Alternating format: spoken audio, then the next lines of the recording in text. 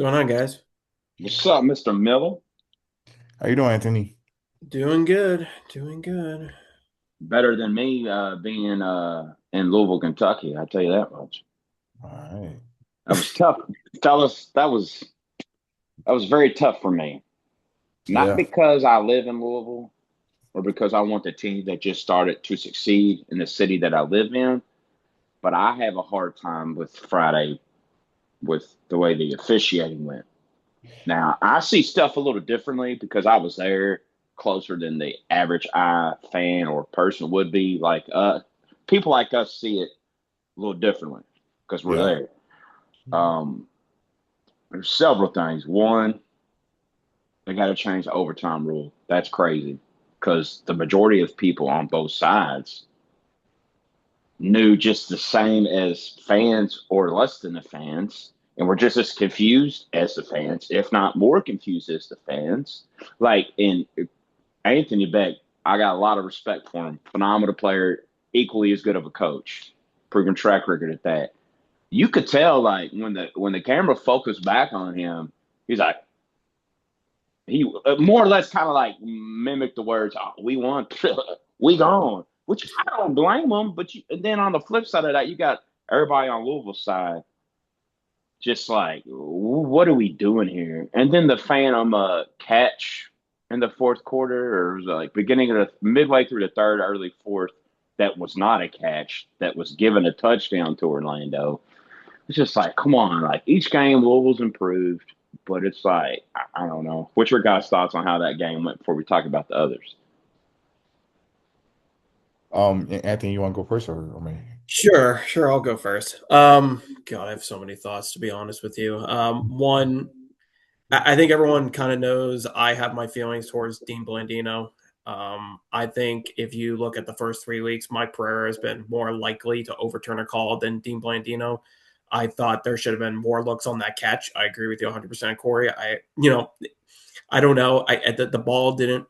I don't know. It seemed like it needed more time than it got. So I was a little bit disappointed in that. I mean, when you look at the overtime stuff, the first PI call that was called on Louisville, I mean, that was kind of iffy. I didn't Mm-hmm. feel like it was catchable, but I think there could have been an argument made too that that was PI. So that was like one that was like, okay, I can live with that. The second penalty was absolutely holding, but my perspective is I just hate that it only takes two penalties to be like, oh, you get 3 points and we're done. We're moving on. I understand why the rules in place because one, you're trying to get the game done within 3 hours so that the network can move on. And then also, like, you don't want to run the risk of injuring players on the field by running more plays than it needs to be. But I think there's other alternatives that can be done to kind of fix that rule. Like one, what the stuff I just wrote about the article this morning, but some of the things I suggested was you make more players active so that you can rotate more players and run the risk of or less risk of injury, and then also running clock. I think there needs to be a running clock in this league for 4 quarters, except for under 2 minutes ago in the second and fourth quarter, and then change of possession. Besides that, I think there should be a running clock. I think you can save 15 to 30 minutes on that alone. But again, I don't understand why the rule was made.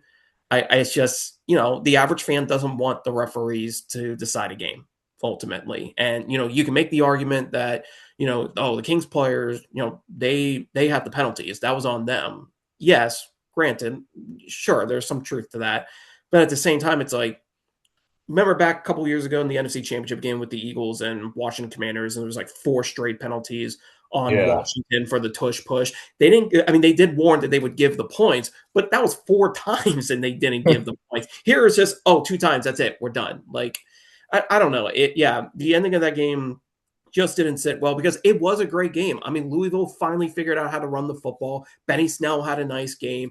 Jason Bean was incredible in that game. I mean, he almost Uh, broke. yeah. Yeah. Well, yeah, Uh, okay. So mixed performance. minus, minus, minus third downs every game he's ever played. He throws away or checks down at the ground. To me, he's like Matt Corral. Like he's going to make mistakes. Like it's not going to be a perfect performance, but you got to give him credit for the second half and how he He played. could do better.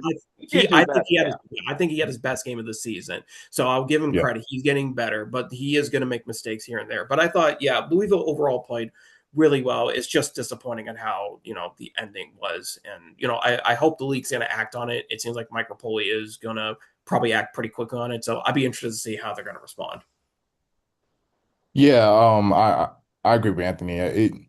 Something has to change, especially in overtime because you don't expect the game to end after, two penalties and with a game that close in that atmosphere and you got fans questioning like what's going on, even the coaches. Yeah, it's not a good look for TV, but the byproduct of the game in general, it was exciting.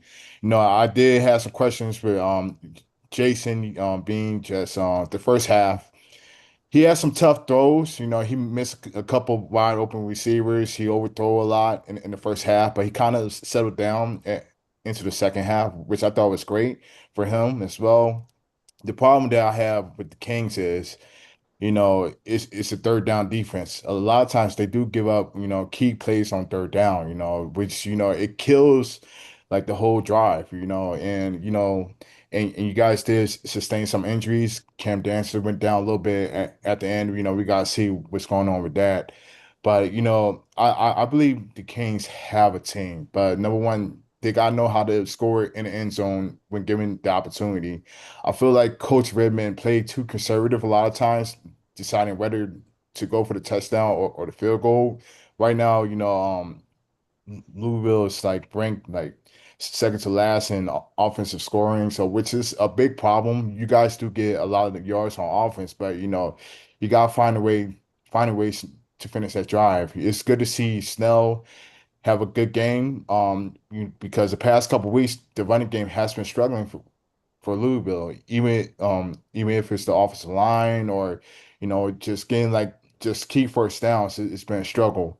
But I think even though the Kings are a 0-3 team, it doesn't feel like they're 0-3 because so much talent on this roster, which is insane. I believe you guys have one of the best front fours in the game, Hmm. and you guys got tons of wide receivers, and Lucky Jackson came from the Minnesota Vikings. So I think it is some things that can be improved, but yes, that overtime that it has to change. Even though I know there's a time slot, that we're allocated to, I just feel like you can't have a game end that way, because it it becomes a bad product when you have a game in with nobody scoring just from a penalty, so I just wish the league would do something about that. Maybe next year they might have conversations during the offseason. I know Mike Rapella, I'm forgetting I'm saying his name wrong. Mike Rapoli. Rapella Rapoli. did. There we Yeah. go. He did say something. He said, "We heard you. That is something we're going to discuss." But yeah, something has to change. It definitely does. It's unfair to the. Not only is it unfair to the players of both teams, unfair to the fans, unfair to everybody involved. I've never, in my soon to be 41 years of living on the face of this earth, ever really in almost any sport other than maybe Little League basketball, see points given to you for free because of a mistake made by the other team. I think I'm more baffled by that than anything really. That's Yeah, just crazy to me. That's almost like getting getting a trophy at the end of the year, even though your team came in last place. Here, because you were here, I think it's awful. So, what's your guys' thoughts on the unfortunate situation with Teddy Ginn? Now, before we get into it, I will say this: I commend Teddy Ginn for trying to get ahead of it as quickly as he could.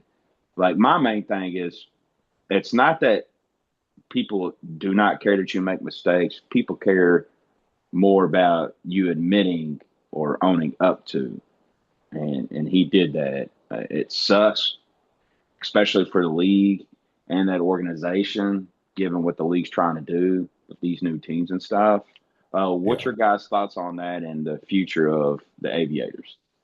Um, for me, it's tough. When the news broke, I couldn't believe it. There was so much hype around taking, Ohio and Ohio product coaching the Columbus Aviators. Columbus was one of the most hyped teams coming into the league because number one, the market, they have a strong football fans over there in Columbus. And number two, you have one of the most greatest Ohio State Buckeye players, coaching that team. And when the news dropped, I was like, oh no, you can't be serious. Like the night before the game or the day before the game, this drops. And it's even though I love that he got in front of it, it just bad timing. A new market, you try to build that energy with that fan base, those players. We're not talking about, like the optics of it, What is the league going to do like throughout the week? Are they going to bring him back? Is there going to be continuing investigation? Should he come back? I believe in second chances, but it's just man, it's tough. I don't know what's going to happen. He could potentially lose his job, because we never seen too many head coaches in the professional level, get in trouble for DWI like that, not compared to players. Hmm. But it's tough. I want him to continue to coach, but again, the optics of it, how can you stand in front of men and players talking about leadership and my head coach is getting arrested like the night before the game, And kudos to the Aviators like for fighting strong in that first half. It was a close game. And Todd Haley really took control. He got these guys' minds straight, and he made it a competitive game against Dallas Menengues yesterday. So kudos to Coach Todd Haley. But yeah, we just gotta wait and see what happens to Coach Ginn. But I really don't know. Anthony? I think, yeah, I think a lot of it depended on how the Aviators played yesterday, and they played well. I mean, that's the best game they played all season, and I think that kind of makes the decision a little bit harder because I think they would. I think there's justification to be like, well, the Aviators haven't looked great under Ted Ginn over the first 2 weeks, and Todd Haley seemed to have really good control of the team and almost beat Dallas. So um, there is an argument to be made that he could be let go, based on performance and based on what happened off the field. At the same time, it would be kind of hypocritical for the league to they'll fire him when they have players in this league who have been in trouble off the field and they're here because they get a second chance. So I think at minimum they need to suspend him, just to make a statement that they're not going to tolerate this kind of behavior off the field. But at most, I mean, I think this could be a fireable offense. I mean, let's face it, if we were in the real world, something We like wouldn't this, be having this conversation. exactly. You're fired right off Yeah, the bat. I mean, you're done. But of absolutely. course, there's a different standard when it comes down to sports. So Yeah. it's kind of a toss up. So if he does get the opportunity to stay in the league, you hope that he can learn from his mistake and fight through it. This league is all about giving second chances to players and coaches. So um, it's going to be tough. I mean, it's just that the timing was bad. I mean, you had a bad ending on Friday night. You had the biggest blowout Yeah. in UFL history on Saturday afternoon. Then you have this news on Saturday night. It just wasn't the greatest weekend for the UFL. Now Sunday the action was really good, so you were able to kind of make it up from that. But for the most part, it just wasn't a strong weekend. When you have that, plus you have questions about attendance, you have questions about TV ratings, so it's just a lot being piled on. So it's just horrible timing. But hopefully the next day or two we'll see how the league responds, and how they respond is going to really dictate how the rest of the season goes. Because this is a big moment for the league to make a statement one way or the other. For me with the ratings, like I've seen something, probably like a picture about it. Somebody comparing this year, this time to last year, this time. Like the ratings really aren't that far off. They're almost equal. So then I'm like, I'm trying to be I guess, a little lenient with my understanding. Like, okay, new teams, new faces, new players, new coaches, new markets, and the ratings really aren't that far off. Now, should they, bare minimum, they should at least be the same, I think, because the league's been around enough, the league's known enough, known around places enough to where there Mhm. still should be the same amount of people watching, I guess you could say. But, like I said, a flip side of that, like with all the new factors going into it, to be as close as it really is, I'm like, that's still not bad. Like it's Yeah. almost like a break even type deal. What's your guys' thoughts on the drone referee where the fly got stuck on the drone? Oh yeah, that was yeah, that was I felt like there was more the highlights about that than the actual game because people just ran with it, which I mean it's fun That's what in happens when you've Spain. never seen something like that before. Yeah, yeah. I mean it got caught in the sky cam and they were like, how in the world did that happen? But I don't know. I thought it was funny. It's one of the few highlights of the game. But yeah, it was funny. Anthony. Yeah, it was funny to see it in person because we were all just like, "Wait, what is going on?" And then see Hmm. Cole Kubrick walking over to get the flag and hand it over to the ref. So, I mean, just it's a one of those blooper moments, but honestly, the league kind of needed that at that moment after all the stuff that happened over the weekend. So it's kind of a nice getaway from everything that had happened over the weekend.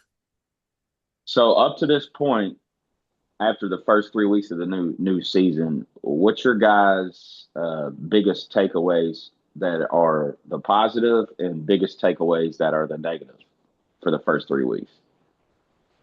Um, Positives, I think there's more parity within the league. I mean, it seems to be more competitive. I think there's most of the league could probably make the playoffs if they really wanted to. I mean, you even look at the bottom teams. Teams like we talked about Louisville. I mean, I still think Louisville's Absolutely. Each week they've gotten better. yeah. I mean, they Yeah. can absolutely make a run if they wanted to. I think it's Louisville's going to really depend on coaching. I think Chris Redman's getting a little bit better. You're starting to see a He little bit more is. confidence in it. I I told him that. He is Yeah, getting better.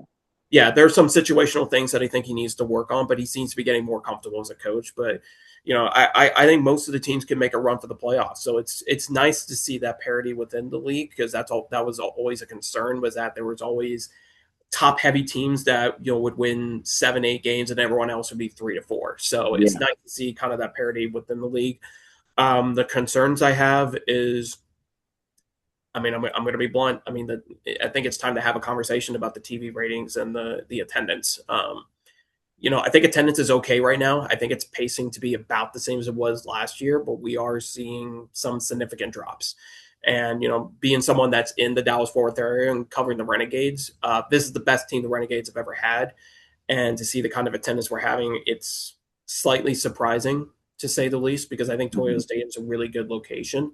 I know some people will argue against that and say Arlington was more central, but I don't really think Arlington's more central to Dallas. I've always liked Toyota Stadium. It's just been disappointing, and I think a lot of it is the league is kind of stuck with this situation where they're at the mercy of the network. So that if they want to be on national television, they have to play games at 11 a.m. They have to have these odd Thursday, Tuesday night games if they want to be on TV, and it's honestly affecting the league in a negative way in that aspect. So I think some of it can be controlled by the league. I think some of it can't be controlled because they just want to be on TV. So um, yeah, I'm a little concerned about the direction about the attendance and ratings, and I'm hoping that things will start to pick up now that the Masters is done, college basketball is done.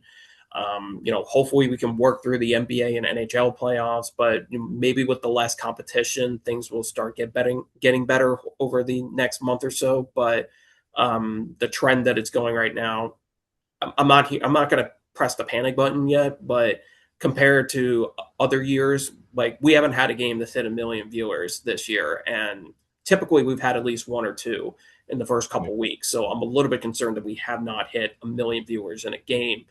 And then when you look at St. Louis's attendance, to go from like 31,000 plus to 20 yesterday, 25. it's a little concerning say the least. So hopefully things get better the next month. This thing is going to be a slow burn. Mike Rapoli's got a different strategy and how he's going about the league. So this thing just might take time, but be interesting to see how the next few weeks go and see if things can get better on the TV ratings and attendance standpoint. Yeah, yeah, I agree. It takes time, and I think fans are some ways just exhausted because we had a lot of changes throughout the leagues, new teams, like like every year, Mhm. and like ownership. This is the first time I've seen like a actual owner come out and try to push this league. From gaining more sponsorship and Noble and other and New Era, which I think is good, and I think the league's on the right track, but it's just going to take time. Number one is we have to keep these teams in these markets and not move them. It starts locally. You have to build a brand locally. Fans are not going to trust you. If why would I come out this year if my team's going to leave the next? Look at Orlando market. Before they had the Orlando Guardians, and then their team just up and left, and now they're back there in Orlando. It's kind of, I can see why fans down there are on the fence, like, okay, are they this team gonna stay, or is this gonna be a one year wonder type of situation? But I believe this time, the league wants to keep these teams here and expand, especially to OKC, which I think is a smart decision, and that market just gonna gravitate to the league. But I viewership is, down in the sense that we never have many viewers, but I feel like viewership will gain more attention as the season prolong. I'm holding my breath, so Anthony, don't hold me to it, but I do think there is some excitement, and I like the way these teams had, brought in new talent. We have a lot of new talent, new faces. Austin Reed, like, this guy just came in and started lighting stuff up. You got new coaches, just it's more excitement this year from a product standpoint. We have more competitive games, Mhm. more highlights. You see, like we get more coverage from other outside media outlets now. Not just like a couple years ago, it was hard to find like insiders or reporters to cover the UFL, but now it expanded. So people are paying attention, but can we keep it consistent as a product, as a league, and I think if we continue like to do that, I think we could have some better numbers throughout the season and even next year. And when the team do expand, now people's gonna take the league seriously, like, okay, now we got more teams. Now we can invest. Now I want a UFA team in my market. Now, you got other cities, other fans like, how about bring UFL team over here? And I think the last thing that we're not talking about is this MLS style stadiums. It works. I believe it can work. It make better TV, make a better product, and it makes the Well, game. look what it does in Louisville. Yeah, You know, exactly. the Yeah, two game, their two home games. They've got had a total of like 25, 26,000 there.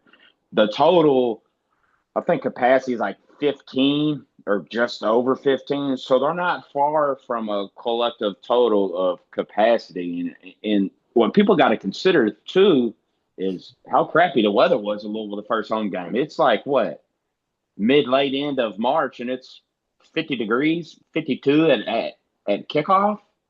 And then you yeah, factor it rained nonstop the first, what, 35, 45 minutes right before it kicked off. Fans still stuck around. You had a little over 11,000 and change there Friday from start to finish, even throughout the overtime. Same thing could be said for the home opener. yeah. Like you said, them type of them type of arenas or venues or stadiums, however you want to call it, it's great. It really is. And it's cost effective too. And it, Oh, for and sure. yeah, and I think that was the main problem with the league with Michigan and and other stadiums. Like it cost too much. The league was losing so much money on just playing there. And I think as more of these MLS style stadiums are being built throughout the country, other markets open up for the UFL as well.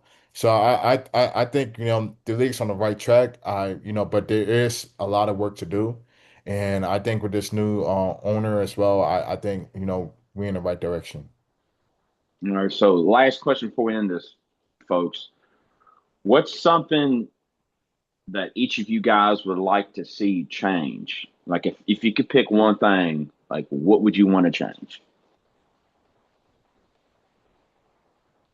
I guess to start off, I understand what these networks, ESPN is trying to do, trying to get transparency and everything, but you know, try to limit the amount of interviews on the sidelines throughout the game, Yeah, I'm glad yeah, you said that because I was going to say that straight trash. And I'm yeah, not. I'm not saying the people are. I'm not saying that about the people, yep. but the overabundance of it is trash. Like keep it brief. Like keep it like they do in college basketball. All right, thanks, coach. 15, 20 seconds. You don't need nothing else. Yeah, like you don't got to show them the plays or anything like that. You can tell the players are getting a little frustrated. Like, okay, now I got to talk to you guys now. Like sometimes these players just want to, just walk to the sidelines and study and try to talk to the coaches, try to get a new game plan in. Yeah, And sometimes it throws off the whole, the vibe of the sideline. Just keep it like the NBA does. Like you said, just do one interview per quarter or two interview per quarter. That's it. And the same thing with the betting, the DraftKings. I understand we got, a new partnership, but try to limit that because a lot of times people just want to focus on the game, People just don't want to look at two half screens of an interview and then like the actual play, Try to limit that. And I actually think that will make a better product, But it's been an issue for the last couple of years with that. But I think, these networks need to, up here and, take notice like, hey, we don't need like 10,000 interviews in one quarter, just let the yeah. product be the product. Anthony. I mean, the one change I would say is get everyone out of Arlington, Texas. I think I'm tired of the hub idea. I understand it's cost effective, but for players and coaches and all that, just to live in one place, I mean, you can do as much marketing as you want, but if they're not in the local markets, the local markets are not going to care as much as you would think they would. So I think that's been I think hurting the league for years on the marketing part is not having the players and coaches there and only having them there for like a day or two before to do like one event. Like the more needs to be done. If you want to, build stories on, like Benny Snell being in Louisville, get him living in Louisville and let him be in the not only do work in the regular season, but have him doing community service stuff around Louisville during the off season and have him actually live there and be ingrained in the community. I mean, people like Chris Redmond because he's from that area and he knows people there. So I understand why they stay in Arlington, but I think at some point they really got to stop with this hub idea, get everyone practicing and living in their local market so they can do more events and do more outreach. And I really think it will make a huge difference, for the league. But until then, we're going to see these attendance numbers drop. We're going to see, less marketing being done without the players and coaches actually physically being in their markets. Yeah. Definitely. I agree for you in this. I'll say this. I agree with both you guys, but I equally as much. It's creepy when it comes to the interview stuff. Like when you got an interviewer, I'm not saying they're breathing down the coach's neck, but it really gives the appearance and the feel that breathing down the side of a neck when coach is trying to call a play in the press box and you're just sitting there just kind of Yeah. looking like this, either next to them or over their shoulder. One, that's odd. Two, that's weird. And three, that's just wrong. And as far as like you said, Anthony, yeah, it really is as good of a thing as you're trying to accomplish with being as cost effective as possible.